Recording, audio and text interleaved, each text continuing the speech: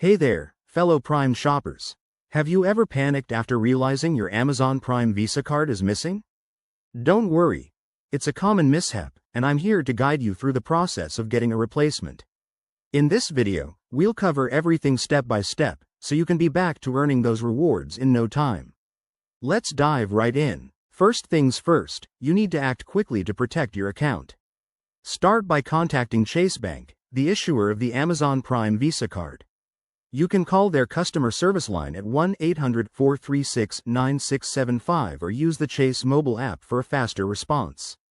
When you reach out, clearly report that your card is lost or stolen. This is crucial because it helps prevent any unauthorized transactions and might even protect you from liability. Once you've reported it, the next step is to request a replacement card. A Chase representative will guide you through this. They'll ask for some verification details like your full name, date of birth, and the last 4 digits of your card to confirm your identity. It's a quick process, but make sure you have this info handy to speed things up.